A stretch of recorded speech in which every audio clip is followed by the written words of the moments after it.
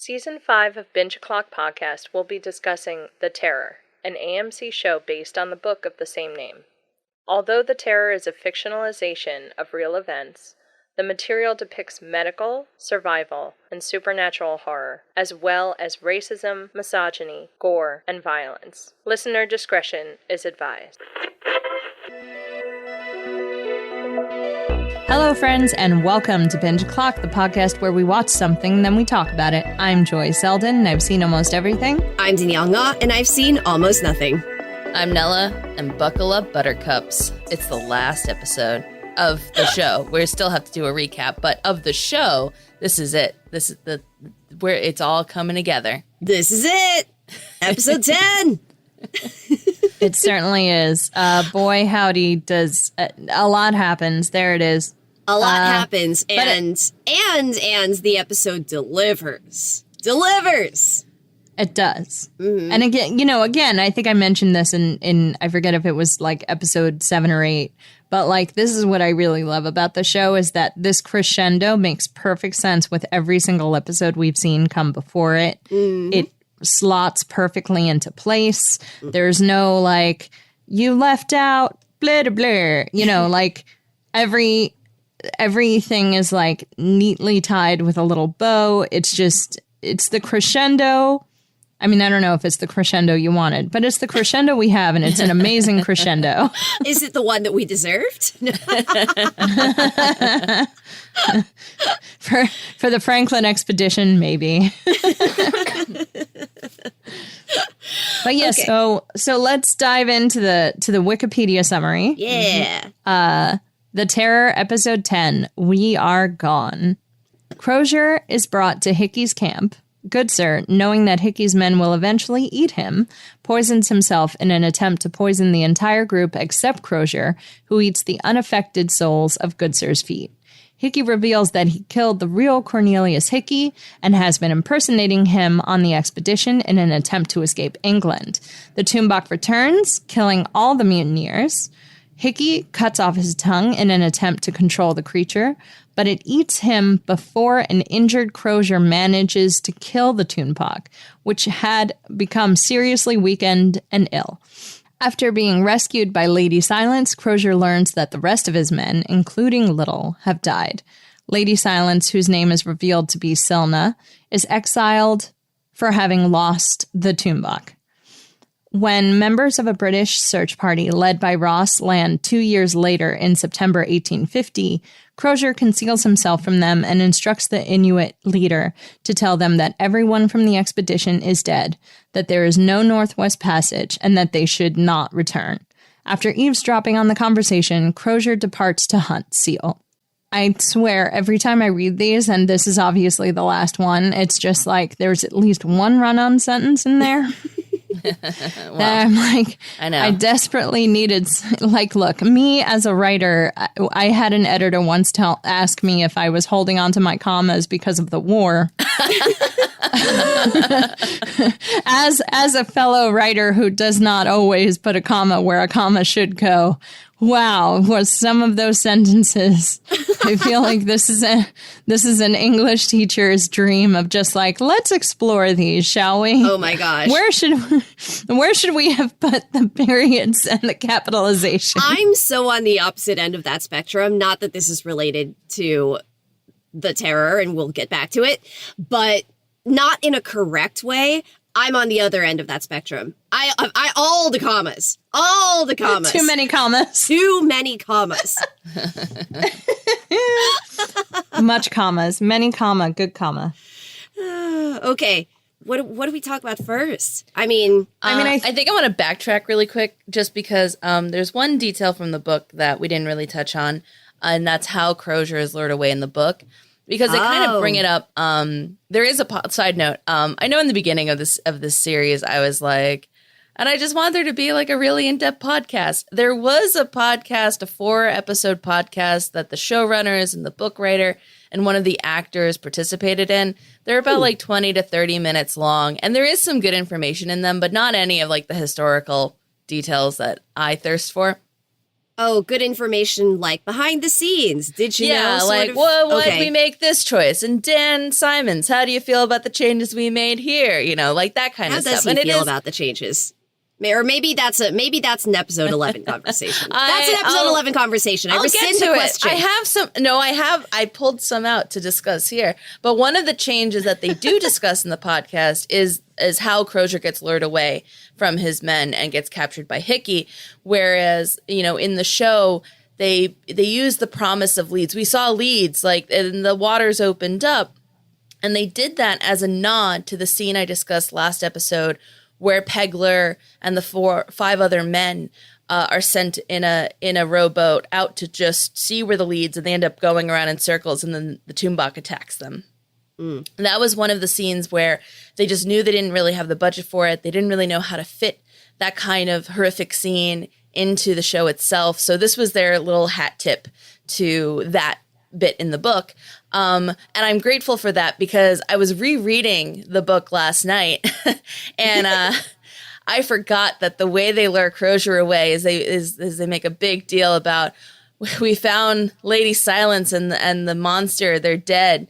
And one of them even goes so far to say, yeah, her tits are ripped right off. And I'm just like, did we need that? Did we need that detail? Was that a necessary detail to sell the deception to Crozier? And Crozier's like, this doesn't smell right, but like it's just it doesn't pass the smell test, but I guess I'll go investigate because what a relief. Thank you, show, for being like, let's just put that original scene on the let's put that in the ideas drawer and close that. And let's make it about leads. Yeah, leads. I mean, also on a show where you've already, you know, like hinted at like the mutilation that Hickey has done to the bodies and things like that. I mean, this is going to sound weird, but like I would much rather they talk about leads than all of a sudden the one female character in like the entire show is mutilated. Yeah, or they talk about how they found her mutilated. Like I'm good. Even if it's not real. I'm good. Also, I don't need it. I don't want it. Another difference is in the book, Crozier actually gets away from Hickey pretty quickly. He does end up shot twice, and he manages to fake his own death by throwing his greatcoat into a palunia, which is an opening in the sea ice. And Hickey wants to personally kill Crozier himself. But the other men manage to, like, after 3 hours of searching, they can't find Crozier. And then Crozier's out of the picture throughout this entire final scene with the Toonbach and Hickey. Oh, interesting. And then we jump to Lady Silence has found Crozier and is trying to heal him back to health. I mean, you know, honestly, that makes sense to me, but I kind of like, I'm fine with what the show did, and I think on reflection they've done it pretty cleverly because Hickey's not all that, right? And Crozier has actual Arctic experience. So it makes sense to me that he would be able to escape really quickly. Like, yes. And so what the show did, where they invented, like, oh, I'm not going to escape because I want to save as many of you as possible. I'm like, all right, that jives with the Crozier that we know and love in the show. Yes. Yeah, the Maid of Hope Crozier. Yes. The Crozier that is like, not all of these men, you know, went willingly. Some of these men just ended up here. Some of these men are, you know, technically no longer on Hickey's side, but they're just here just because they're afraid of dying, you know. Crozier, I forgive them, but I don't forgive you. But we'll get to that. Or myself. Or myself, strictly. That's still up to the judges. There are still points to award. Yeah. And until all the points are allotted. Crozier's forgiveness, the prognosis is guarded. Prognosis is guarded. I think I feel like we can sort of tackle this episode like in order, right? Of the things that happen. Like our first scene is Crozier showing up at Hickey's camp. Hickey throughout this entire episode has this like, and I'm really looking forward to you talking about the differences of Hickey in the book versus the differences of Hickey in the show, Nella, because he has this very almost like far away look in his eye, like the entire time. Yeah. Like he comes across as this like, you know, almost, I hate to coin, like almost cult leader-esque. Those are the vibes I got as well. 100%. Yeah. Which is hilarious to me because almost all of these men don't seem to care. Yeah. There's almost zero men that are still on his side. Like, but the ones he has until the end are pretty darn loyal, right? Like when they're all sitting down to eat with them and he like orders one of them to stand up and he just stands up, how they won't eat until he invites them to eat, how one of them defends him at the end. Like, I don't know. Like he's definitely won over just a few of them. that's fair. I don't know if the thing is it doesn't read to me like loyalty. It reads to me like we are a group of very scared men and we don't really know what's happening and we're going to follow the biggest personality in the room. Yeah. And until Crozier shows up, that's Hickey. Yeah. I think it's a depiction of a bastardization, or really like the inevitable conclusion, depending on how you look at it, of naval discipline. You are ruling by this agreement that you listen to me. I am the one in charge. And if you don't, you will suffer for it. Mm-hmm. We've seen how Crozier has used it. And now we see how Hickey is using it to great effect. With his coat with its stab holes in it and his Fitzjames boots. Fitzjames boots. I missed that the first time I watched this. And really? Rewatching it and realizing he's wearing Fitzjames boots. He pawed my boy Fitzjames. I know. That's what I was going to say. I was going to say like, ooh, Crozier tried to hide him from the animals, but ooh, this one got at him. Oh, it was so horrifying. Yeah. Yeah, and we were watching it and Nella was like, those, you know, like I lost it. like Nella's seen this a couple more times than I have. I must have been texting our friend Mercury screaming about something else in the show and was looking away at my phone just long enough to miss the boots. Like twice. Yeah. Just missed it. Yeah, two or three times. I 100% believe that is true. But like and I keep thinking about this, like, and now Crozier has this thought of like, so you got to Fitzjames, the weirdest implication of like, I guess you ate Fitzjames. I mean, right? I would assume so. Seeing that, if I were Crozier, that's 100%. I would just assume that you just ate my boy, and you are now dead to me. Thank you. And I mean, and this is not like forgiven. Correct. This one thing. No, there were several things. But this I just like boiling that fandom thing where you boil it down to, but the one man who I loved, this, you have crossed a line. No, but the I also really like what that means is if he did consume Fitzjames's body and they all consumed Fitzjames's body, the show heavily implies that Fitzjames died of the lead poisoning in the show.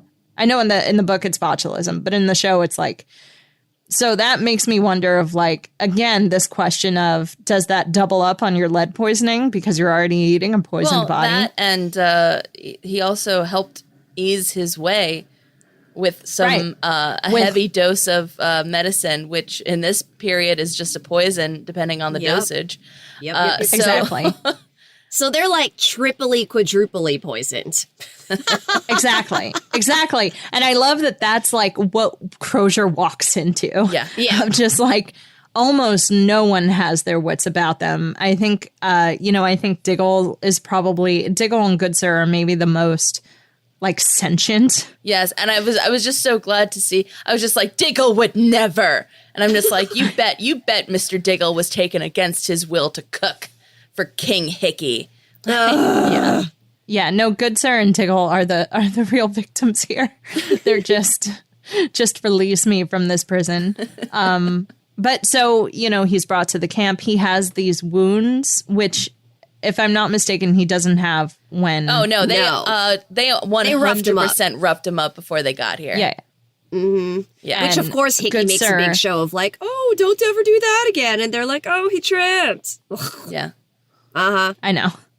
It's almost like surround yourself with monsters. Gee. And so Good Sir cleans him up. And there's, like Crozier, again, ever this beacon of hope, right, is already talking about like, prepare yourself. I know little. He's going to try and bring some men here. He'll try and free us. Just be ready. Do you know who's carrying guns? He's already planning. Yeah. Right. And Good Sir tries to help. Right. Tries to give information, but is already feeling the effects of lead poisoning and already like kind of confused and kind of not entirely his own self. Mm-hmm. And then also, I think he's also just resolving himself to his final act. He is. Oh, I 100% agree with you. Yeah. And he is in this circle of hell, and he is making the decision to walk out of it with double birds flying, towards Hickey. As we were watching the scene, which we'll talk about in a second, but as we were watching that scene, capital T, it we just imagined again, like Nella was saying, the don't confuse your morals for your practicals. Yeah. And just like, well, welcome to the hill that you literally Good Sir will die on. Flipping the bird, walking backwards. You said that to the wrong man. Like, you thought by saying that you could get Good Sir to be more like you. Mm-hmm. And it's not what you think it is. He's not going to follow you, but he's going to make a choice you're not going to like. Yep. He's going to take you down. Now, it doesn't appear, annoyingly, that Hickey actually suffered too much from Good Sir's sacrifice. It appears that it mostly had an effect on all of the men around Hickey, which, listen, we can either discuss this now or later, but it was one of those moments for me where I was watching the episode and I was like, did Good Sir's sacrifice actually amount to anything? Because those men for sure would have died either way. I'm reasonably sure, right? Because of Hickey's absolute backwards plan. And so what exactly did this accomplish? And maybe it's one of those things where it's like, listen, he was going to die anyway because of the lead poisoning, and there isn't a reality in which he could have survived with Crozier and Lady Silence, but I don't know. Like, it's kind of hard for me to see, honestly. I think he was acting with the best information he had at the moment. And also I think there's an element to it that mirrors Fitzjames. Fitzjames accepting his death and choosing to end it.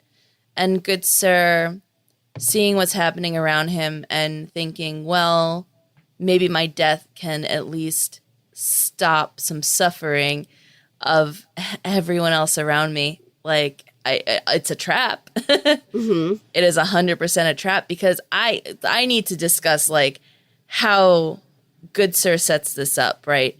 Yeah. Because in the book, we witness the scene as Good Sir is journaling his last thoughts, and his writing becomes more erratic and slurred and difficult to read because he had anticipated that Hickey was going to take all of his medicines from him in his little travel case. So he had actually thrown everything into a bottle that he labeled very innocuously as like salt of lead and just had sort of topped everything else with water. And he's treating Hickey's boyfriend in the scene, and Magnus, who instead of the other guy, Gibson. So instead of Gibson, it's Magnus again. Oh, I forgot about that. Yes. And in Crozier's fight to get away in the book, he shoots Magnus point blank in the belly. Good Sir commits what he considers his first sin here, in that he tells Hickey, oh no, it's healing up fine. He knows better. The bullets entered deep inside of his belly, probably punctured his intestines, and the man is dying of sepsis. But he pretends like everything's fine, and he keeps just giving him watered down morphine. And he notes that, this man is so not there that he's acting behold the power of medicine. I'm telling him I'm giving him something to make him feel better. And he sits there staring off into the distance happily for 2 hours before he falls asleep, even though what I'm giving him is really just water. Right. Yeah. And morphine, right? Essentially water. Yeah. But like, for Good Sir, it's I am withholding the correct care to this man. Mm-hmm. Because under Hickey's control, he is dangerous. He's the Lenny from Grapes of Wrath. is pretty much what Magnus is. Yeah. And he's in total control. Like Hickey is in total control of his actions, and Magnus follows his directions without question. Mm-hmm. And he is a large man, and he's a powerful man, and Good Sir helps his death along. Mm-hmm. Then when he imbibes all the medicines he has squirreled away, because there comes a point where Hickey takes those medicines from him, what he thinks are those medicines, and Good Sir swallows what he has stowed away, he does end up leaving a note on his body of, "Don't eat me. You'll die terribly if you do." Whereas in the show, the conscious decision to bathe in the toxic poisons. Yeah. And then in your last act to slit your wrists. And I don't think he's doing that because he's like, "Oh, it's not taking, I better kill myself." I think it's because he wants them to think it was the wrist cutting that did it, and not that he swallowed all the poison. Yep. Oh, I 100% That's how that agree. read to me, yeah. Because he swallowed a lot of poison. He was going to die. He was. And it is, again, like he is walking backwards into hell, 2 birds up towards Hickey, like in that moment. He has, imagining about the Good Sir, his naturalist images as he dies. Like think back to the Good Sir that was speaking about how death was a gentle thing and that angels would take you and there would be singing and wave to us as you. And here is a man who is like, to his Christian belief, what remains of it is like the ultimate sin, suicide. And he is accepting this act that he feels is necessary at this time. Right. It's insane. There's something about the way, and I think to your point, Danielle, it works enough to unsettle the men, I think. And I'm obviously that one guy is really having a bad time. But like he is obviously not well. I really think it just comes down to, how strong, like how much strength can you take away from these men? Like maybe they're not vomiting like Magnus is, but maybe they're like, they just feel queasy or they feel off. Mm-hmm. Like the first time I watched this episode, I actually thought that Crozier was feeling some of the effects anyway, because the whole scene is like too much sunlight and like too much, crunching of the stones beneath them and too much movement with the ship that they're dragging. Yeah. I don't know. It feels like an assault on the senses. The way that I would 100% last scene is shot. Yeah, I would 100% believe that they're also suffering from sunstroke at this time as well. So, that's a great point. That makes a lot of sense. And so maybe that was a sunstroke because we're in the throes of summer, right? By this point, and so it's like I'm not saying that like it's hot enough there for them, but like they are wearing wool and like, these heavy clothes and the sun is beating down on them. Like this is like one of those weird things of you might be wearing too much clothing for the Arctic, my friends, right now. Well, but like even when it comes down to it, like even just the brightness of the sun, like we talk about survival in the Arctic when it's nothing but sun and you don't have any nighttime, and it's just sun all the time. Mm-hmm. And the snow is white and you get that reflection and you can't really see anything because you're snow blind and it's all nonsense at that point. I really like the way that last scene is shot because you have, Hickey, which we already talked about in the summary, giving this like declaration of you know, who he is and not who he is, but what he did. Yep. What he did to Cornelius Hickey. I hate that we like never know this dude's name, but also at the same time, I'm like, okay, fine, whatever. I guess I don't need to know his name. Exactly. Wait, I wanted to know his name. My absolute favorite moment in his speech, on top of the actor doing truly a fantastic job in the scene, right? But my favorite moment in the scene is when Hickey is in the middle of talking his delusions of grandeur, and he's talking about how I guess he wants to settle in the Arctic is what he's decided, because he can't go and settle off in the sunny islands that he intended. And so he's killed Cornelius Hickey in order to get onto this ship. And Francis just lies down and goes, "You could have just joined up." I'm like, this. Right?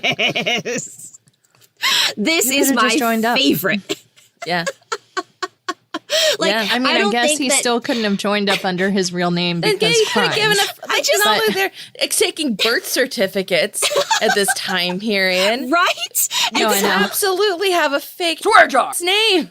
I think it's my favorite thing that Crozier, at every moment in this show, just doesn't ever give up an opportunity to take the wind out of Hickey's sails. Yeah. Like, he never lets Hickey be all that.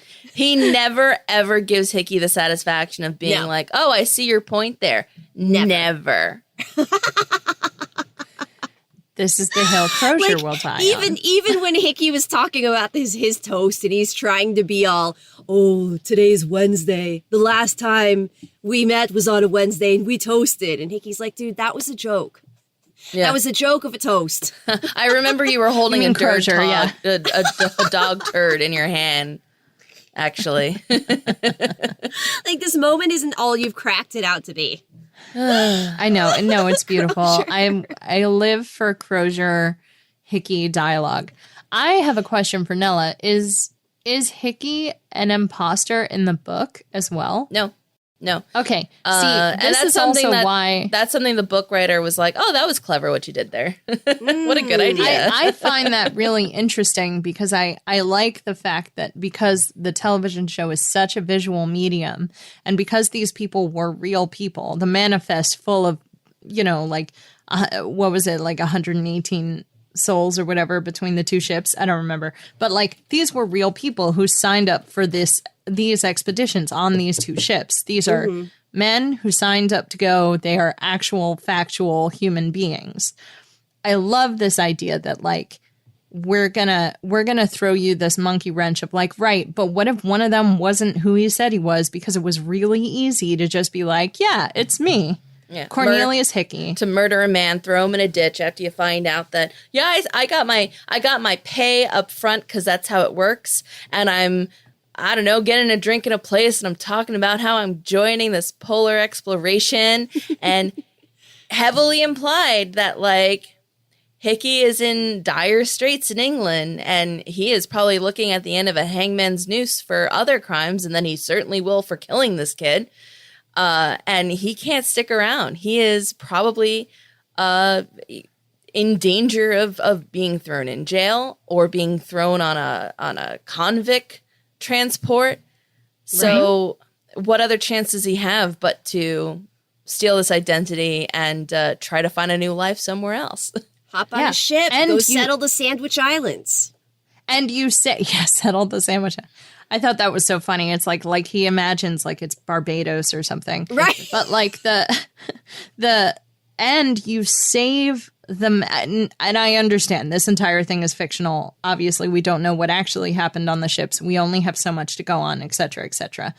However, I love that you're able to save this real person's name by having it be an imposter. Mm-hmm. Because the real Cornelius Hickey, kind of a little bit rude to be like, and let's imply that this actual factual person was in fact a serial killer just on the boat. I made this person the murderer because I hated his name. And we have this knife with his that was like repurposed out of a surgeon's scalpel and a piece of bone, and he carved his name into it. And that's weird. So I'm going to make him the bad guy. And also weirdly anti-Semitic, but we've already talked about that. It's fine. Yes, I already we have. beaten that horse. So now, in terms of the play-by-play of this episode, I feel like the cool thing about this episode is that if it's really easy to summarize it in one simple paragraph because there's so many cool character moments, but it all boils down to Crozier gathers the people who are still most loyal to him, right? Or close to him. Mm-hmm. So he makes eyes at Diggle, he makes eyes at Hodgson. He sort of wrangled them over to his side, and then the entire thing culminates in that final scene with Hickey. Like, should we just talk about that final scene with Hickey before we shift over? Or is there any, like, bit of the play-by-play that stood out to you and that was interesting? I think I want to shift back over to Little, though, because so much of Crozier's plans rely on that Little will be loyal and Little will come to his aid. Fair. Okay. But we've seen that Little, it doesn't have the spine to truly be a person in command. No, like, frankly, he gave in to Hickey and his men, right? Yeah. That was him. And so he gives into this crew, too. Look, am I a little annoyed that it's a little bit like, maybe democracy was the problem all along? Sorry, go ahead. No. Finish your thought. But like, so we cut back to the sick camp, and Little tries to get a group prepared and ready to go, and there's pushback. Well, we know they have shotguns now. Well, we don't know if the captain's still alive. And he tries to convince them, like, no, but this is worth it to try to save the captain because no one else speaks Inuit, and none of us have Arctic experience like the captain does. Yep. And he makes some very valid points. yeah, but the other men do not. They don't have a doctor. They don't have a doctor. They don't have. Well, for them, what is a doctor even going to do anymore? For the men who are here, right? No, they have decided and they have voted on it that they are going to leave what supplies they can for the men that can't walk, and they are going to push south. And they say, like, oh, we'll come back for them. And we all know, and like as Crozier knew, that's a lie. Yeah. We'll throw out things before we throw out men. I love that it's not even true democracy because as Little brings up of like, oh, sure, okay, you voted on his orders. You remember the order that he said that nobody gets left behind, right? So what are you going to do with all these sick men? And it's like, well, they can't walk. So, and it's this moment of like, it is not in fact democracy. It is just a bunch of scared, weak, sick men thinking that they can outrun the inevitable. Right? Like in that strange way of like when you're surrounded by sickness, you feel a little tickle in the back of your throat, even though maybe you're not quite where these, where Jobson is, for example, but like you feel it creeping up on you. And it's like, well, if I can just get away from the sickness, I'll feel better. And it's like, but that's not how this works for you guys. You guys are all sick. Yeah. This is how this ends for all of you. Right, exactly. You're the Walking Dead. Exactly. We found it. They're the Walking Dead. They're in they're on the Sandwich Islands. That's it. But just as a quick, but like that's also why I like that it's not even really democracy is the bad guy. It's just sort of like we are just scared, and there's more of us than there are of you, and come with us or not. Yeah, we're not going to make you, but we're not going to stay here. Yeah, and Little, like everyone else, he just wants to live, and so he goes along with it. Yeah, just as a comparison to the book, this happens pretty equally, but it's not Little, it's DeVoe who comes back, and actually DeVoe had been on a hunting party and they had successfully bagged a couple of seals. So they come back with all this meat thinking like, hey, we did it. Like we're going to eat tonight. And why does it look like someone's died? And they walk in having found out that the captain has been captured by Hickey. And it's really DeVoe who makes the call of, we're not going to try to get the captain. Hickey's probably killed him immediately. So we're just going to eat, we're going to eat these seals, and any man that can get in a boat or get in a harness will bring them south. Yeah. And this is where we get into Jobson. Mm-hmm. Jobson. Poor dear Jobson. Poor Jobson. I know what you're hearing is none of us want to talk about it. All right, I'm doing it. So Jobson is in his tents. yes. He Yeah. wakes up. He is one of the ones who is too ill to continue. Yeah. But because, as Joy said, this was not a true democracy, he has no idea what's going on. He doesn't know that Crozier is gone. He doesn't know that this is a group of men that has voted to abandon him. So when he wakes up, all he sees is everyone leaving. And he assumes that that means Crozier is leaving him behind and Yes. abandoning him. Has abandoned him, yeah. My heart. I And know. he It's in- so heartbreaking. gives that like a last like death rattle burst of Captain. energy to crawl out of the tent. Not he can't even get to his feet, but he crawls out, and we get this fever dream vision of him crawling across a beautifully resplendent table of the finest foods, and Crozier at the other end of it, not hearing him, not looking at him. Jobson ignoring the feast, pushing Yeah. all of that food aside, despite how he's feeling, because he just wants to get to Crozier. Yeah. And then the vision disappears, and it's Jobson lying on the rock, calling out to Crozier, or Captain. Yeah, again, as the and then- sleds go south. That's it. And that's how he dies. He dies thinking that Crozier abandoned him. My dingy heart. I just You're my, diggy! I was like, come on! I like 20 fix right now. We're gonna Yeah. we're gonna fix this. We're gonna fix this. Like, can't you just give me one moment of Right. of Crozier coming back, and Or- maybe it's Jobson's last breath, and He he's just Captain. dies in bed during the cow story. Like, what if he died in bed during the cow story? Oh. That's fine. I'm happy with that. I would have accepted that. This so could have been Nella- any guy. No, yeah, right. Nella has insight onto what they do in the book, which is almost exactly the same, but it has a few key differences, I think. Because we are in Jobson's point of view. So there's also some like additional information that is particularly heartbreaking, but also, really I think changes like how you would see Jobson in this moment. So here's the quote. They were treating him like an old man and leaving him behind because they thought he was an old man, used up, dying even, but that was ridiculous. Thomas Jobson was only 31 years old.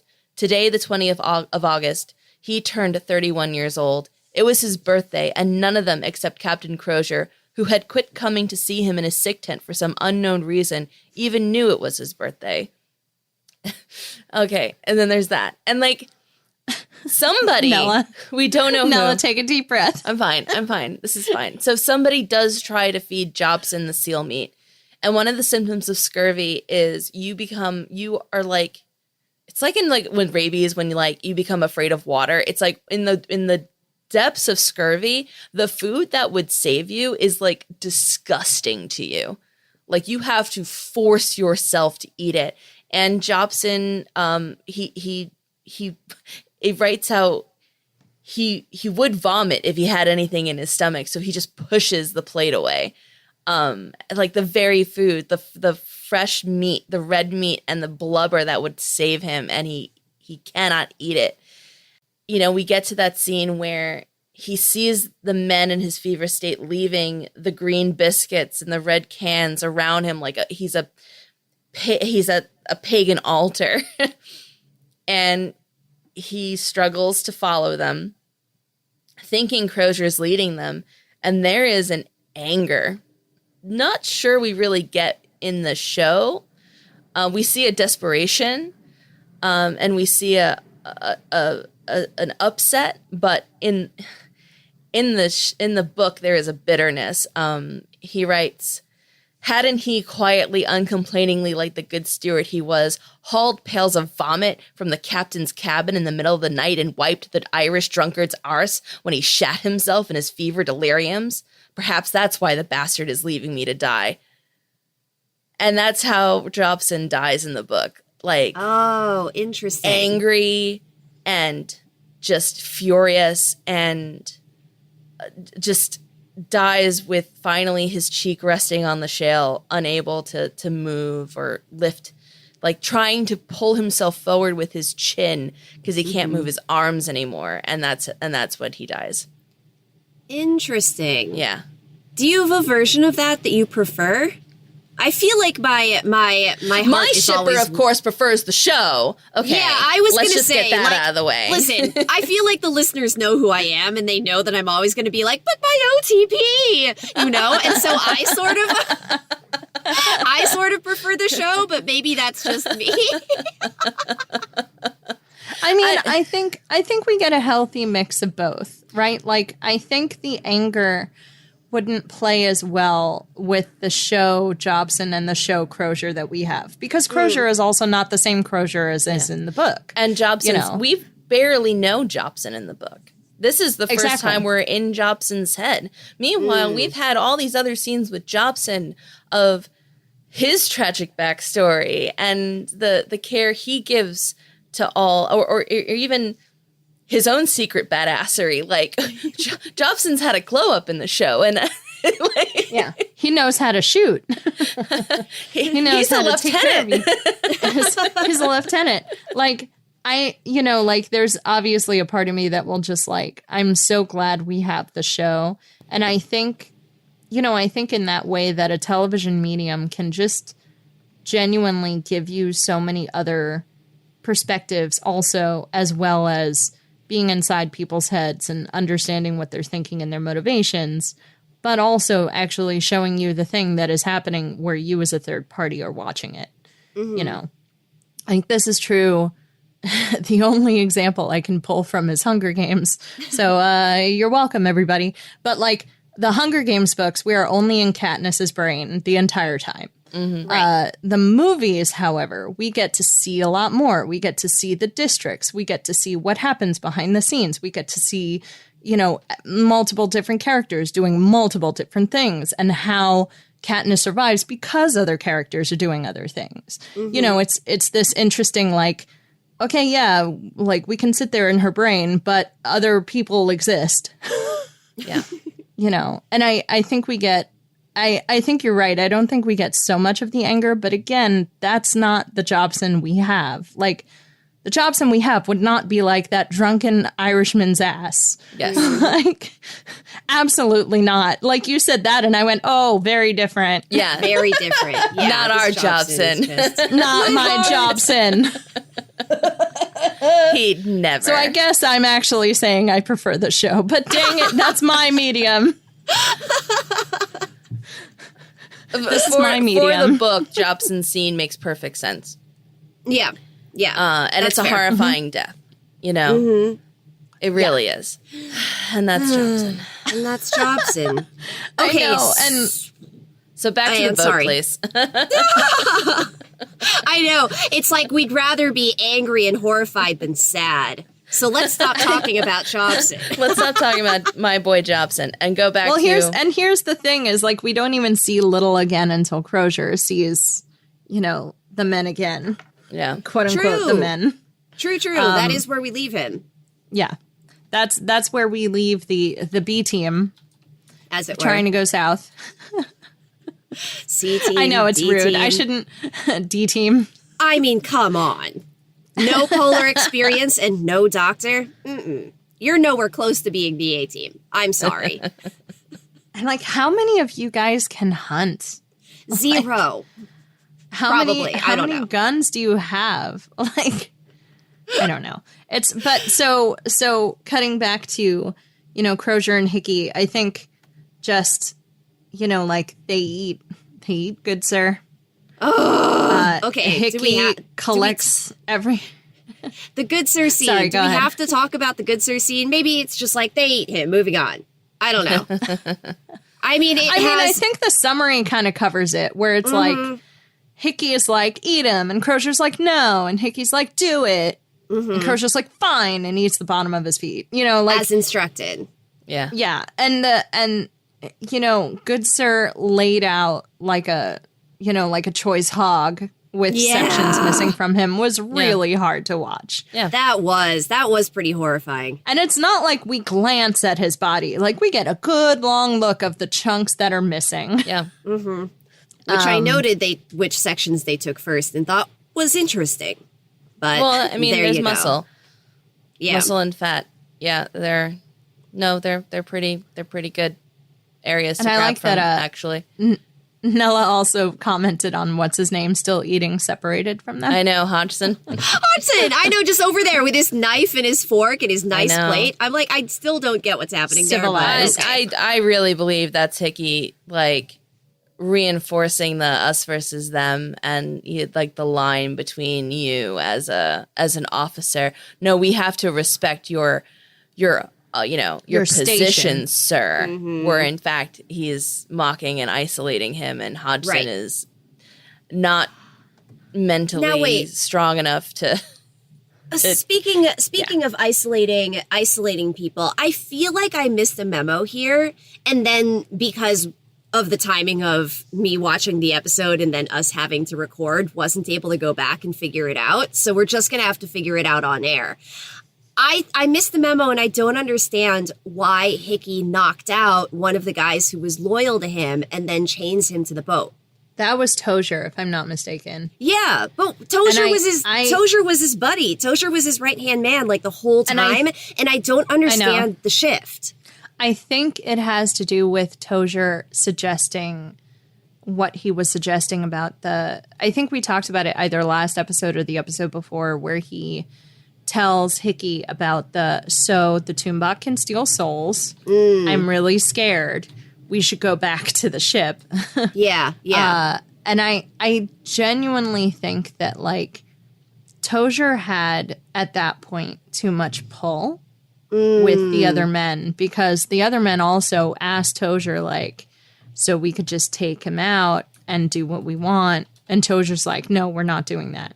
Interesting. Like, so you we know think what I mean? that And I think it's Hickey like got wind of the mutiny within the mutiny and was like, let me just get rid of this. And I'm like, I'm grabbing at straws because I genuinely want it to make sense, because I don't think, because also, like, you know, in that cheap way, you could chalk that up to the paranoia that comes with lead poisoning. And, like, you know, but it does really kind of come out of left field, especially as they approach the Tumbok, and Tozier is just like, somebody give me a gun, because, like, I'm a really good shot. Why aren't you giving me a gun? I'm a really good shot. I'm the best shot. Okay. Should we talk? Could we talk about? We're talking about the boat scene. Okay. Yeah, so just to that point, though, to me, maybe this is because I've read the book. My read on it is that Hickey is also what we don't really get from the show is how much Hickey has completely fallen into, again, delusions of godhood. One of the quotes is, Cocker's mate Cornelius Hickey hated kings and queens. He thought they were all blood-sucking parasites on the corpus of the body politic. But he found that he did not at all mind being king. And then that morphs into him becoming so delusional, he believes he now has the godlike powers over the weather, that he could stop the storms at any time, that he could bring his men back from the dead if he needs to. He sees the men as like chattel animals that are entirely beneath him. And a part of me saw that sudden violence towards someone sitting around his table as Hickey disassociating from, you know, the need to convince people he's in charge, to make them think, the cult leader thing, right? Now he's at the point where I can just kill you and you'll let me. I do love that interpretation, because that makes sense, right? That falls in line with his God complex. I would also like to add, his plan is not to kill the Tumbok. No, it is not. His plan is to get the Tumbok on his side because he's all that in his head. Yeah. And Tozier is the one that is like, and the next time we see the Tumbok, we gonna kill him. We gonna kill him. Maybe we eat him. I don't know, but he gonna die because he's bad news. And Tozier, the best shot, the one who wants to kill the Tumbok, incapacitate Tozier. Like the 2 + 2, like it's easy math. Like yeah, that's fair. That makes sense. And I don't like how it's almost too subtle, right? But you can gather all these interpretations about it, obviously, which is also what makes for great TV. But I do think this point is a little too subtle because you're right. It does come out of nowhere. And it's like, we're just going to kind of accept that this is happening and we're going to try and figure out motivations. But okay, I guess we're here. Right. Sure. I like all of those different interpretations, though. So Hickey has the men drag the boat up a hill. And as they're dragging the boat up the hill, speaking of the plan, Hickey still hasn't shared it with anyone. So no one there knows what he actually wants. And in fact, most of them are genuinely confused and think that they're there to kill the Tumbok. Like, even as Hickey starts, even as Hickey fires the warning shot, starts singing, starts talking about a signal fire, all of them are saying, okay, so we're going to attract the Tumbok here, and then we're going to kill it, right? And Hickey's like, no. And Tozier is trying. Tozier is absolutely trying. He's trying to be that Marine in charge, and we can see the Tumbok coming up over the ridge. It's going to be low. Get ready for that. And then a lot of things happen very quickly. Yes. Oh my gosh. Do we have a countdown? So some of the men start getting sick from the poison of Good Sir. Yeah. Yep. Yes. There are 2 sets of chained together men. There's one I think there's one extremely long chain. I thought it was one very long chain. Yeah, and on the long chain is Crozier on the end, Tozier, whose name I can never pronounce correctly, Tozier right in front of him. Then in front of him is the young guy who betrayed them in the first place. And then in front of him is Hodgson, period. Diggle is not chained to the boat, which is important because Diggle is one of the first people to die. Yeah. Now, as the Tumbok is approaching, someone just straight runs away. I assume they die in the cold later, right? Because you're not going to survive.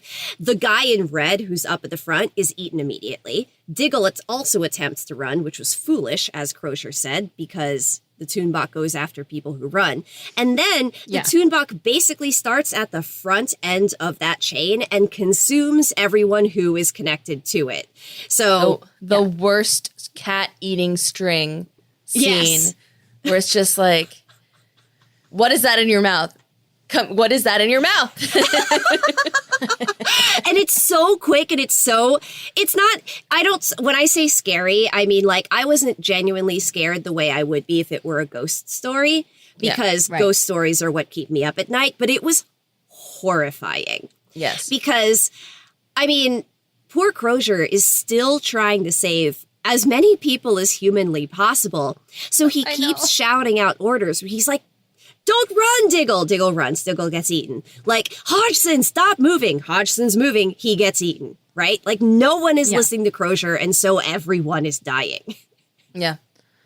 And then in the middle of all this chaos, Hickey has his knife, cuts out his tongue. Correct. And very ceremoniously, almost regally, one might say, hands it towards the Tumbok to consume.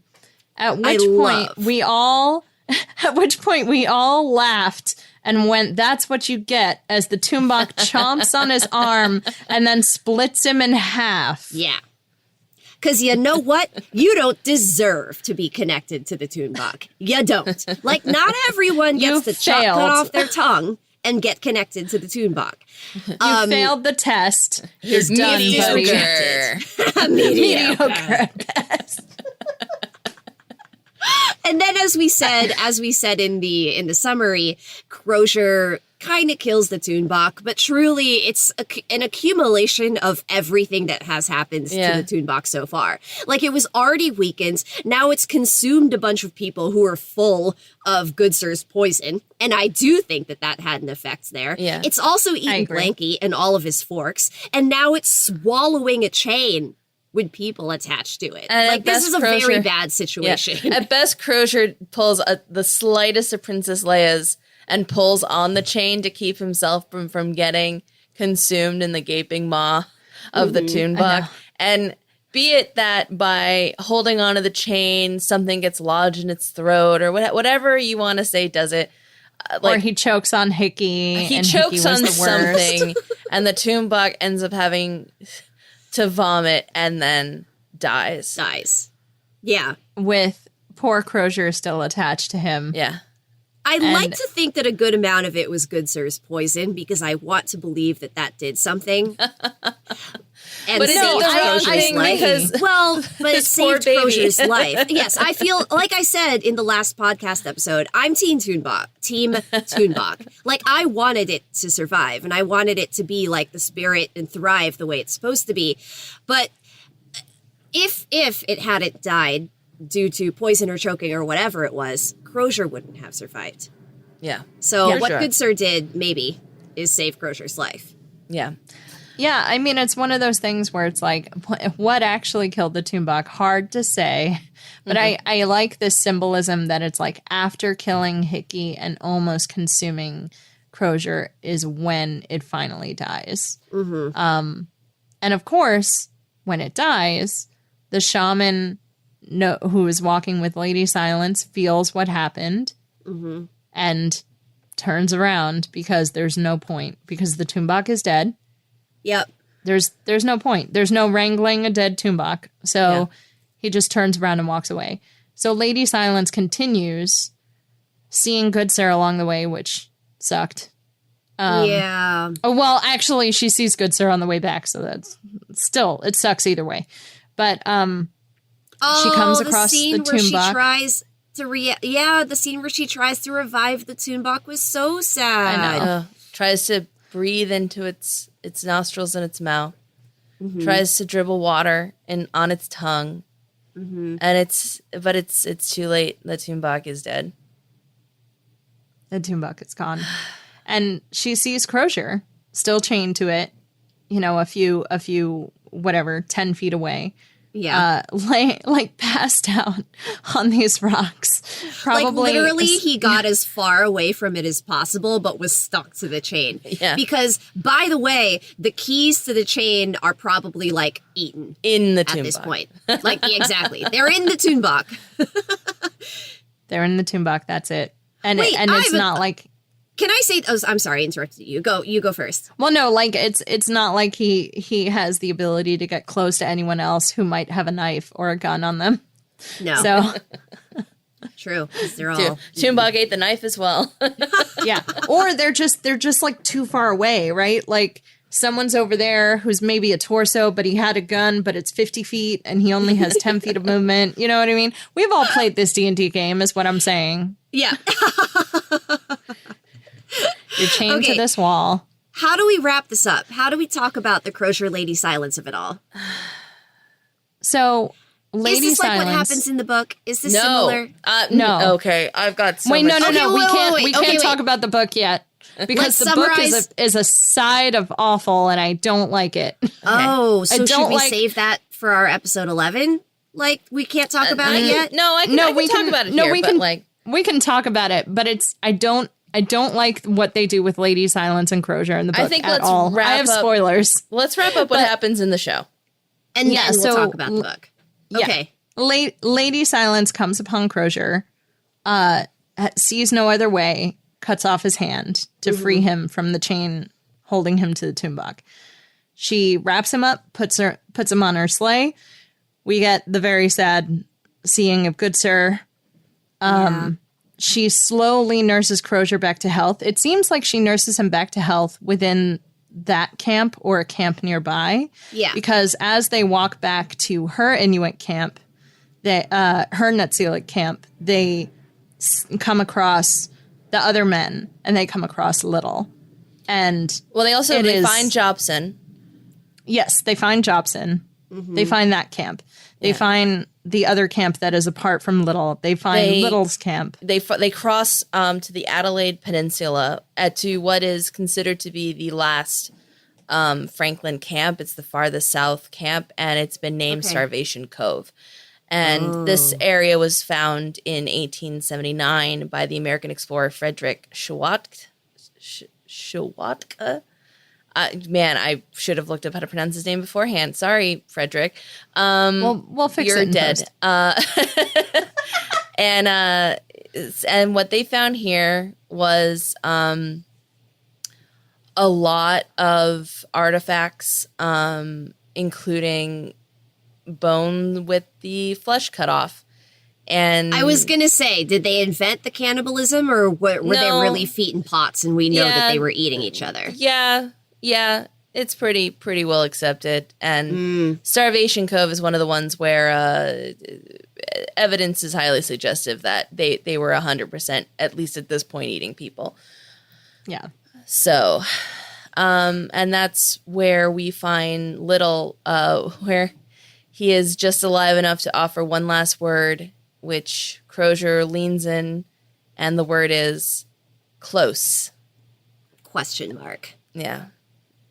And he's got the chains kind of stuck in his face. Still don't quite know what's up with that. And his ears. Yeah, I was a little confused by that. I'm like, is he just like so sick and ill and starving that he's hallucinating? And I don't know, that was some part of some strange fantasy of his. I have a couple theories about those weird chains. One of them is a weird, bizarre way to try and stay awake. And when he knows he's dying, and if he falls asleep, that's it.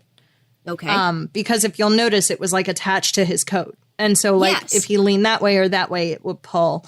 And there was a part of me that's like, I mean, barbaric, but you would stay awake if, something sticking out of your cheek suddenly pulled the wrong way. Yeah. Interesting. My other thought, obviously my other thought was the lead poisoning is it's just in his brain.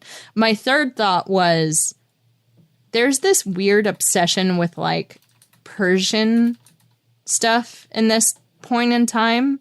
Oh, okay. And I had a moment where I was like, is this some weird mockery of some kind of who you think is a savage Persian king? Oh, like in a quote ceremonial way. Yes. Almost. Which I personally feel uncomfortable thinking that, but that was honest to God my first inclination, where I was like, I don't understand exactly what's going on here, but I feel like this is some weird, aided by your own lead poisoning, you are now this weird little king of your weird little island. It definitely, and you needed some adornment. Yes, it definitely evokes something ceremonial. That was my first thought when I looked at it. I just didn't quite understand what it was. I would be very curious if the showrunners would talk about that. It was too delicate and symmetrical to be torture. The only other thing I've got, and I didn't have time to see if I could find an actual source of this, right? Mm-hmm. Because I've seen it once or twice on Franklin blogs, but I haven't found the citation yet for it. And allegedly the Inuit told stories of white men with gold adorned faces wandering the Arctic. What that means, I don't know. Again, so I haven't found a source yet. Possibly, yeah. That's interesting. Okay. And I do like that it's just as foggy as that. We don't fully understand what that means. And this is the show trying to give a nod to the Inuit accounts, maybe, that were probably ignored at the time. Yeah. Mm-hmm. So we have this awful scene with Little because he pretty much dies as soon as he says this word. Mm-hmm. And I say awful just because we've had all this other stuff before it, but for some reason this shot of Little is just very surprising, I think. I feel like it doesn't fit in with anything else. And it's like you said, it's like the horror of the moment, and you kind of stare at it and go, well, that's not great. I don't like that. It makes me uncomfortable, and I don't fully know why. Yeah. Interesting. Yeah. Like the fact that it's almost gentle and he's cozying up to Crozier when it happens. Like maybe that's it. I don't know. Maybe. Like just having, I don't know. It's weird. It was nice that he out. got to see one of his men home. You know, as I think it were. So. I think that as well. So Lady Silence brings Crozier to the Nitsilic camp. Crozier finds out her name is Silna, and I love that Jared Harris is able to have that weight in his face of like, and now I finally know someone's actual name. Like 7 minutes before the end of the show. Yeah. Yes. Yeah. And the Nitsilic are like, well, it is, you will have to winter with us. There's no other way for you to get home. And then in the spring, you will decide if you want to stay here. Mm-hmm. And the following day, actually that evening, Silna leaves. Silna leaves the camp and just goes off wandering. Does she take a sled? I don't remember. That I don't remember. But she essentially leaves. And Crozier wakes up the next day and Silna is gone. And then Nitsilic are just, she lost the Tumbak. She is gone.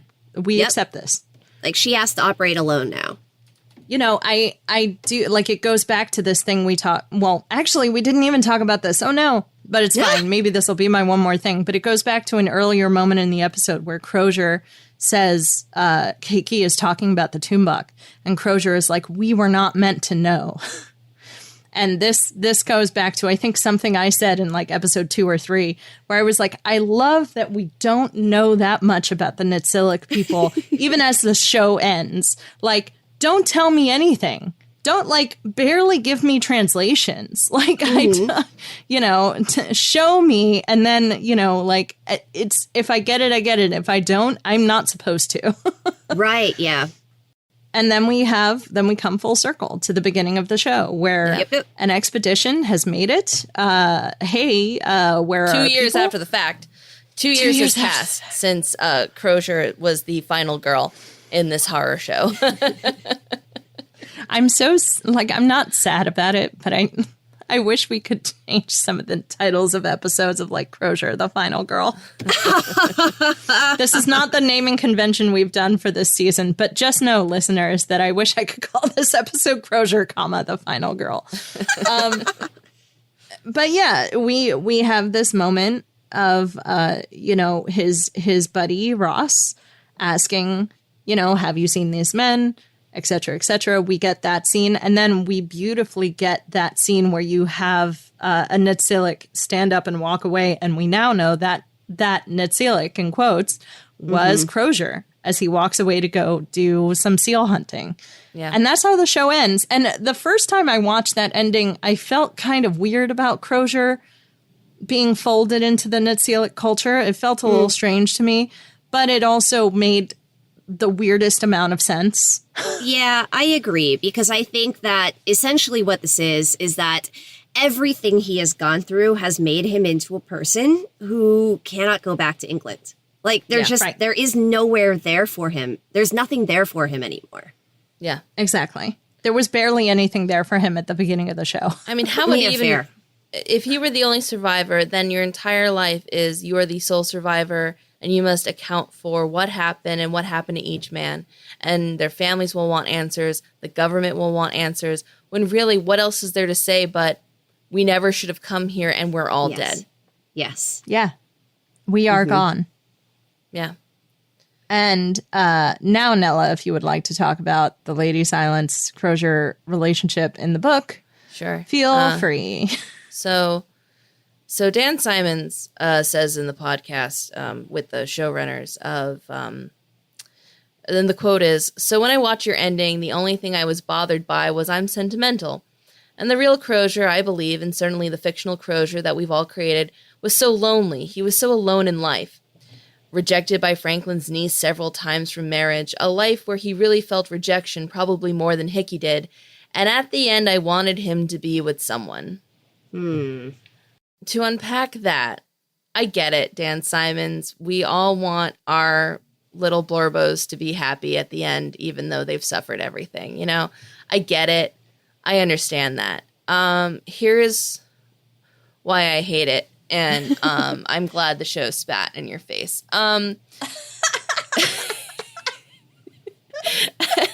Which is also, I'm sorry, just to comment real quick on that quote from Dan Simons. I push against that because they essentially had him with the Natsilic people helping to take care of their children. Yes, actually helping to provide food. Not alone. Not alone. Like, yeah. He goes with a hunting party of, you know, like 3 adults and like 4 kids to like show them how to also hunt. You know, like he is essentially accepted into this Natsilic culture. And I'm like, excuse you. This man has a small town. He has a small village town with him now. Yes. Anyway, continue. I'm with sorry. This. Again, I cannot emphasize this I would enough. begin with her age. How much Silna, or Lady Silence, is Crozier understands her to be a child. Here's the quote. Because in the scene, because he is still healing, so she is taking care of him. She's trying to feed him. She's sleeping next to him under the furs, so they both stay warm. Because at this point, he has it has taken so long for him to heal. It is now winter. We're getting into winter. He staring at her in the dim light of the tent. He thinks she looks like a child, perhaps like one of his cousin Albert's younger teenage daughters. With this thought in mind, remembering playing croquet on a green lawn in Dublin, Crozier falls asleep again. And so, firmly established, like, Crozier's like this girl. Yes. this child. Young teenager. We continue on with him because, remember, she has no tongue. She cannot speak. And he is upset, of course. He keeps begging her, take me to my men. Please take me to my men. I know you've been with us long enough. You must have learned some English. I know good sir knows you can hear. I'm sure you understand me. And he just does, and because she will not do it, and she is inscrutable. Oh, is he not even speaking Natsilic? No, he doesn't speak Inuit or Natsilic. In the books, book at you all. mean? No, he cannot speak it in the books. That is also a choice the show made. Yes. Oh, interesting. Yes. Yeah. So I think I know why they made that change. I think I know why they changed that, because in the book there's also this psychic link that you can have with the Toonbach. But when you get rid of the psychic link, then you have to find another way to communicate. So right. But anyway, which will come into play. Yes. So again, during this whole healing sequence, Crozier continues to insult her. He calls her an idiot as well as a savage. You know, really, you know, stellar stuff. Love that for us super all. Choice. He sounds so lonely. He sure is lonely. There is an uncomfortable amount of Crozier lying there in pain. This feels like the she-breasted boobily in a lot of ways. Like, what are we doing? She's sleeping next to him, sharing his body heat even as he shares her, and both of them are naked. Crozier feels not the slightest stir of passion or physical interest beyond his animal need for warmth. He is in too much pain. And I'm just like, okay. Okay. There's so much to unpack with this. Like, I just can't get it up because I guess I'm in too much pain. You are lying naked next to what you have continually called a child. One, I would hope you don't feel swear jar. One. But if you say that you don't feel anything that many times, it's like, It's oh like, my God. you start to wonder if there's something wrong with me. Oh no. And then of course, like, then there's the one night where, oh boy, he sure does feel something. And then they have sex, and I'm still like, oh my God, you describing her as a child. You have literally described her as a child. Mm-hmm. And like, this is like, it's just like I need to scrub my skin with sand. Like, this is how it makes me feel. Because, like, yes. Is there a white supremacist view of Indigenous women as both hypersexualized and as children, right? Like, they're Naive, like, is this but somehow all the sexy. Is this something that Indigenous women are still, like, being depicted as and still suffering from the perception of, like, because of racism and white supremacy? 100%. Why And would the book you was only written in 2007, right? Why would you have I don't know, I just didn't want him to be lonely. Be like this, then. Right. Why? I mean, I guess you have to, there's this, and we've talked about this on the show before, of like, you have to have a sexual partner in order to feel whole. And it's just like, what? No. But also, just like in the book, the implication that Silna is just putting up with this because she can read his mind. She knows what he's thinking about her. But that's okay. Because reasons that we don't know. Because she needs that dick to make more psychic babies is the best I can give. Yeah. And I feel like you've read enough apocalyptic fiction that, like, oh, look at this trope. Look at that trope. I have read this in so much apocalyptic fiction from the 19th century. It's like, you didn't have to recreate it, Dan Simon. You could have, like, examined it, turned it on its head a little bit, instead of just do I don't know. It's just like, not. Like, what again, if we just didn't? Dan Simon is an excellent writer of horror. Okay? Like, I honestly have been rereading The Terror with great joy because the horror is fantastic. I'm sure he's a very pleasant man who likes animals and his children. I guess he has children, loves his wife and pays his taxes. I mean, I don't know that I would.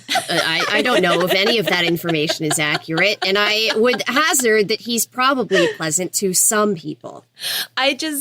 Heavy quotes on some, heavy emphasis on some. Well, but this is ultimately where you get in the, maybe this gets into one more things of like, look, maybe this is where you have an editor sit you down. His book needs a wide Sargosa Sea for Lady Silence is what I'm really getting at. Yes. Because yes, finally, in like the last like 20 pages of the book or thereabouts, like, because Crozier now has kids and like he has, done communion with the Toonbach, and like him and Silna can communicate psychically with each other, and she is his wife and he is her husband. Like, we finally hear Silna's voice, right? In the last 20 pages, and the book ends with them actually finding, I believe, the Terror, icebound, and they go aboard it because they can sense the bad vibes off of it, but he's just like, I just want to go look at it, and like they find the Rat Man in the berth, with the long teeth, and then they leave it. And, Crozier's life is now with his family and this community and in service to the Toonbach. Right. But again, wow, we sure didn't need them to be fucking, like, or all having of kids. That was fine. What if all of that happened and he didn't have sex with and then marry a child? What if it was just what was implied with the show, which is that he eventually had a family with an Inuit person. Like, just hear me out. Specifically not her. Hear me out, Dan Simon. Fine. You didn't want him to be lonely. And you had the one woman, like... Oh, fine. There's no other Inuit women. He settled fine. in the Arctic, but there are no other women. It's fine. Fine. You I get it. That's your little, it's your little, like, it's not even a life raft. It's like, it's the flotation device you've put around your neck, Dan Simon, because like you just really want it to work. It's a one. There's only room for one person on it. Why did you have, why did you have to write her as described like a child? Mm-hmm.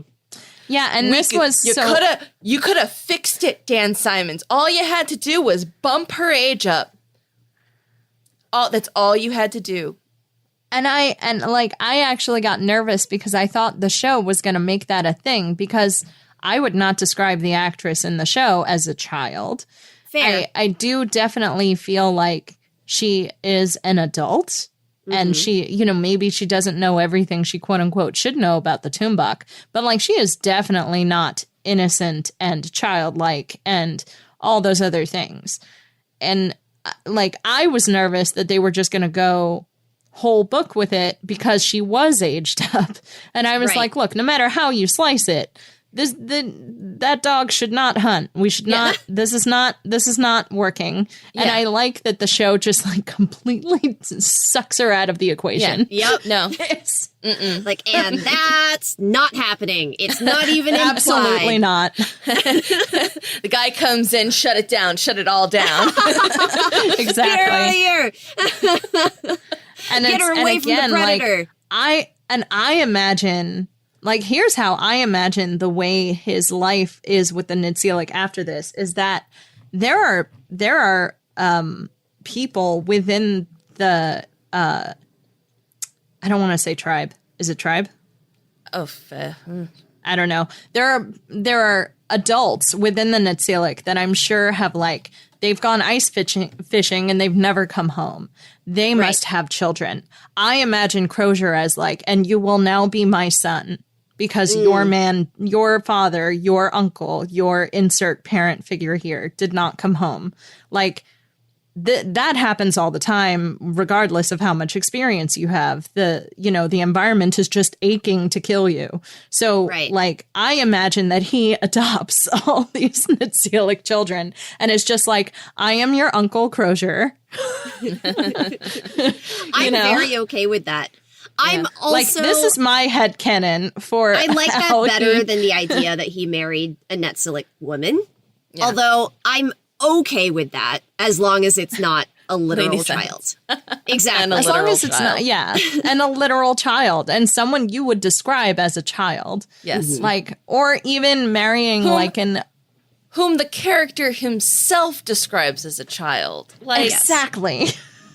What? It's not like it's not like the narrator. I'm sorry, listeners. I feel like we've harped on this a little bit too much. And I do think it's time for one more things. I have mine. Unless, okay, great. You all go first. Okay, I kind of don't even know what mine is, so you go, for sure. So I do want to talk a little briefly about that scene where Crozier has and we're not meant to know what the Tumbuk is, because it's this beautiful scene where Crozier is brought into Hickey's tent. And it's that we did kind of talk about it with and I forgive them all except for you, and it's beautifully shot. Like, Hickey is in full light. Crozier is kind of in half shadow. Like, Crozier is talking to Hickey. Hickey is talking to like the sunrise, and it's this beautiful back and forth between the two of them. And I feel like it really encapsulates the power that the two of them have in this particular scene. And it goes back to the like Hickey trying to get a rise out of Crozier and Crozier not really letting that happen and being like, I came here to do a job. These men were under my command and these things happen. Like, I made choices. I made decisions. I tried to make other decisions. Those didn't pan out. And meanwhile, Hickey is just like staring off into the sun. Right.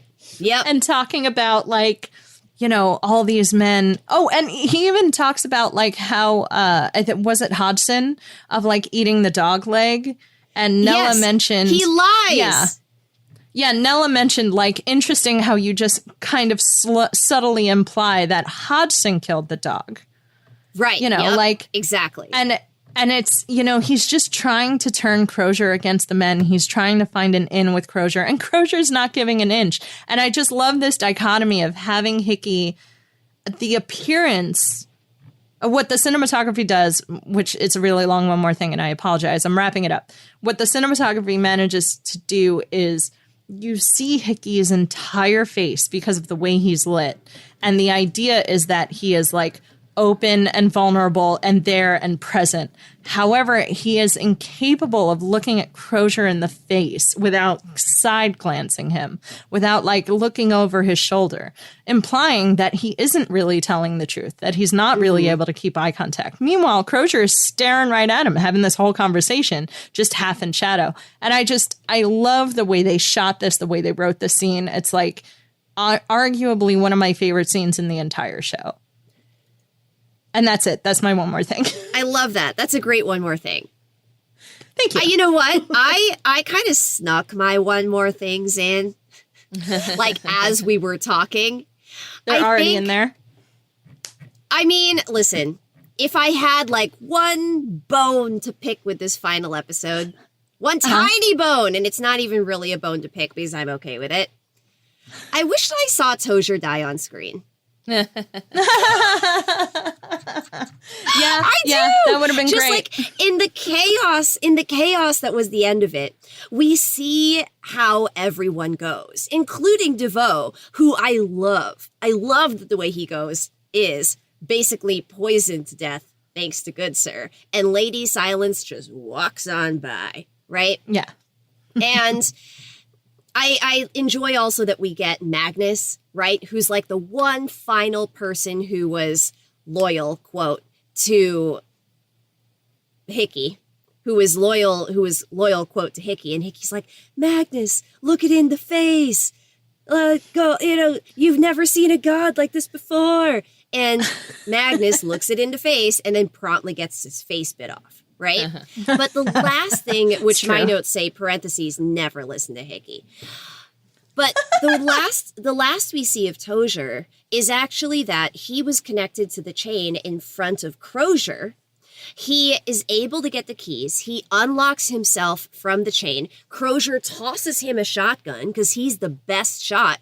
And then he stalks off. And he's just gone. And it's like a little bit, yeah. Oh, I don't even remember that. Kind of implied that the Toonbach ate him, ? But he was no longer attached to that chain. He got off of it and Crozier tossed him a gun. And I was like, my one tiny bone to pick is I wanted to see him die. And that's it. It's a good bone. It's a good bone. I agree with you on that bone. Yeah.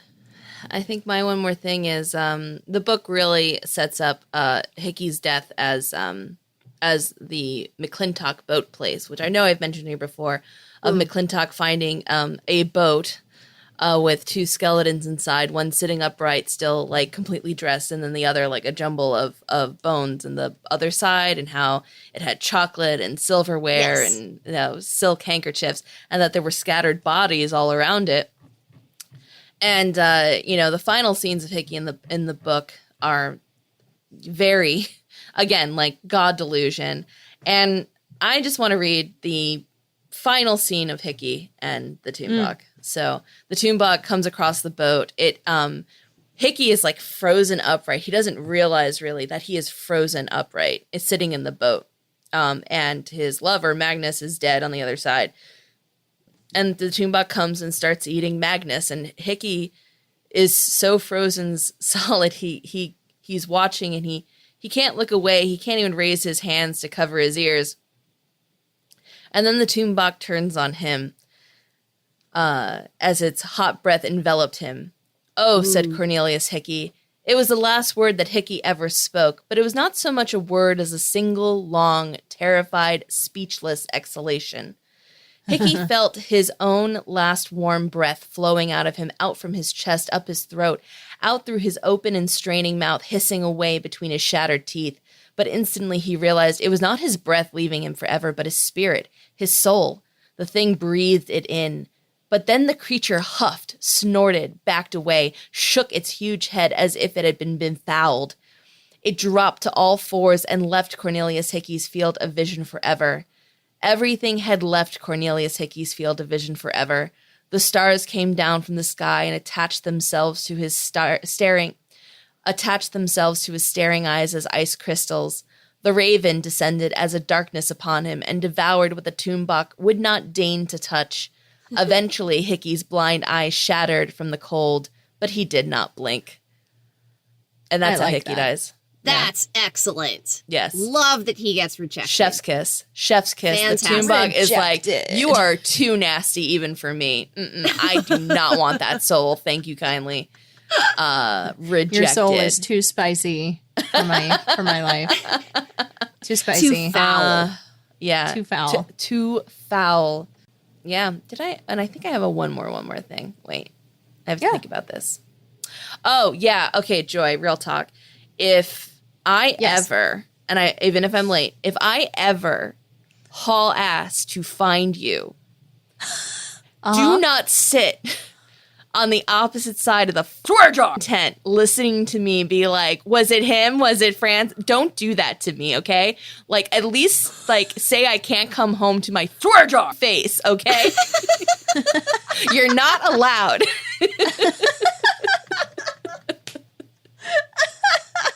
Sitting outside the tent, listening to my bestie, be like, where's my bestie? And me just being like, I'll go hunt some seal. Rude.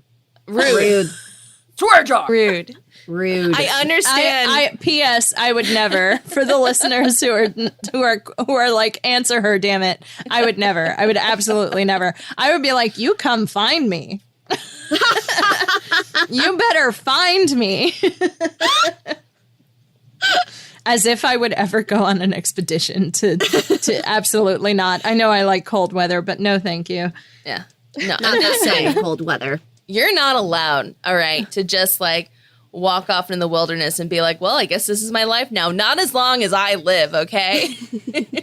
I mean, Nella, let's be real. Of the two of us, you are the one who is more likely to do that, and I will have to chain you to the fence. Okay, and be like, I promise absolutely not. I will not just sit on the other side of the tent and then walk off to go catch some seal and be like, okay, good. Bye forever, I guess. But not goodbye. I'm not going to say it to your face. There's no goodbyes for you. I hope you weren't holding on to that friendship bracelet or whatever, Ross. Right? Okay, so I know we're coming up on the end of this episode, some quick housekeeping. We will have one more episode to just kind of wrap up the Terror, this season of the Terror anyway. And then we're going to kind of decide what we do next. Maybe we'll do season 2 of the Terror. Maybe we'll figure out another thing to watch. But, in the meanwhile... As we're, as I like to say, between now and then, we would love to hear from you.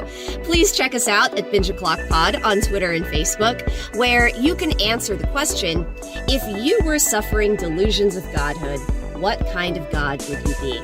You can also email us at bingeoclockpod@gmail.com. And don't forget, we have a Patreon. Find us at patreon.com/BachPod. That's right. And tell your friends, tell your family, tell your loved ones, tell the live lobsters in your life about Binge O'Clock, and we will see you next time.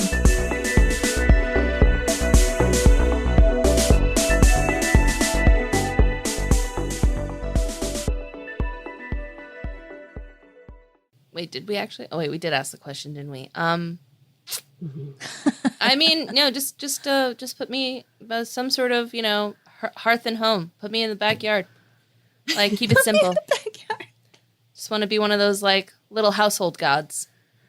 Where you leave a little offering on the windowsill? Yeah, sort of just situation? like a real cozy godhood, Like every time you cook a meal, you set aside a little bit of it. Yeah, just a little something, like oh, pour out I a little like that. milk. When you go to plant in the spring, just pour me out a little honey and milk. Just a little something. Just no biggie. I like that. I like the idea of being like a benevolent weather god. Like I want to bring the rain when it's time for rain, and I want to bring spring when it's time for spring. Yeah. Yeah. Bring Look, the specific clouds that are needed for the specific day. Look, if you asked me, 20 years ago, I'd probably be like, yeah, Dionysus, let's get fucked. Let's get swear jar. But no, I'm too old for that now. Just give me a cozy. Hearth God. Yeah, Hearth God. I love it. Keep it real low key. I love that clearly my personality is showing a little bit. I was like, listen, I want to be benevolent and loved. I mean, who says you can't have both? Who says you can't have both? What if I were a benevolent weather god? What kind of god power would I would probably think that's really also enjoy. Just you in general? Well, sorry. I cut myself off because I realized I was cutting you off. I was going to say, I think that's also like probably leftover like little kid me who worshipped almost literally Storm and just sort of wanted to be her. Yeah. I mean, Storm is my favorite. Storm is my favorite for sure. I feel like even though it's feels weird and not at all like me, I feel like I would want like some plant growth nonsense. Yeah. Ooh, to be able to control how much or how little plants were like hanging out. Joy, you and I can team up. Yes, that's true. Need a little rain over here as I'm trying to coax this little rose. Gotcha. Too much direct sunlight. Too much, I said. Too much. We've had enough rain. Give it a rest for like 3 days. Thanks. I'm making tea inside, being like, what are they do? You know what? Doing? Never mind. They're fine. You're They're not drowning breaking the anything. plants. And I'm just doing my best. I'm doing my best. I'm going to make I them think some that's iced it. tea. Come out with like a tray full of iced tea, like, we're working hard or hardly working. And I give you some mint for the iced tea. Put it on your tray. And Danielle makes it hail for the ice. yeah, Oh, there for we the go. ice. I was Yes. thinking I would give you like a beam of sunshine to sit in. There we have it. We have the perfect trifecta of God powers. Everyone come follow us right now. Worship us, love us. We got you. And that's the end Truly of the episode. perfect millennial trio of goddesses.